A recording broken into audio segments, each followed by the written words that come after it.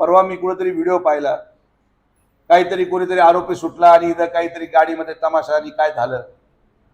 फक्त 2 दिवस द्या, 2 दिवस द्या. या सगळ्यांना पूर्ण यांची वरातच शिर्डीमध्ये कपडे काढून काढतो सुजय विखे शब्द. हा तमाशा आणि शिर्डीला आव्हान आहे, कार्यकर्ता कोणाचाही असो, पण जर गुंडागर्दीच्या आणि गुन्हेगार लोकांच्या बरोबर तुम्ही दिसलात तर मीडियाच्या माध्यमातून तुम्हाला सांगतो की आता टॉलरन्स लेवल नाही. तुमच्या सगळ्या नगरसेवकांची जबाबदारी आहे. जेवढे गुन्हेगार काही कार्यकर्ते कोणाचे असतील ते लांब करा, सुधारायला सांगा, नाहीतर डायरेक्ट शिर्डीची हद्दपार करणारे लोक मी आता. तर हे काम आपण सुरू करतोय. हा तमाशा शिर्डीमध्ये स्वीकारला जाणार नाही.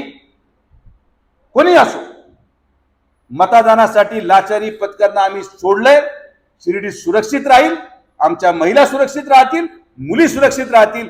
जो शब्द विधानसभेला दिलाय, जो शब्द नगरपंचायतीला दिलाय, तो शब्द शेवटच्या श्वासापर्यंत मी जोपर्यंत आहे तोपर्यंत पूर्ण करणार.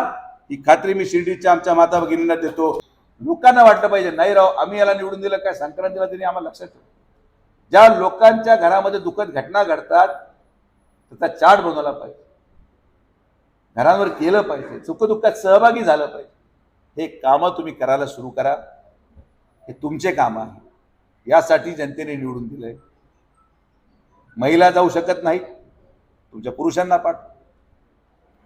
ते जाऊ शकत नाही तर मुलाला पाठवा. मुलं जाऊ शकत नाही तर मग आपला राजीनामा माझ्याकडे देऊन टाक. आणि मी तुम्हाला खात्रीशीर सांगतो, जनमानसामध्ये जर प्रतिमा चुकीची गेली तर मी दुर्दैवाने तुमच्यावर नाराज होईल आणि ती वेळ तुमच्यावर येऊ नये एवढीच मी साईबाबांनी प्रार्थना करतो. ही मिळालेली सत्ता फार कष्टाने मिळालेली, यासाठी मला काय करावं लागलं हे मला माझं माहिती.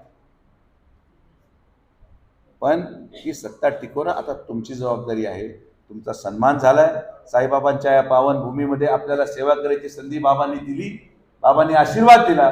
तो आशीर्वाद अतिशय आनंदाने घेऊन जनसेवेचं काम असंच पुढे करत राहा, एवढीच मी तुम्हाला विनंती करतो. ज्या सगळ्या संघटनेच्या लोकांनी आमच्या सगळ्या उमेदवारांना निवडून दिलं, जे माझ्या शब्दावर थांबले, त्यांचे देखील मी मनापासून आभार व्यक्त करेन.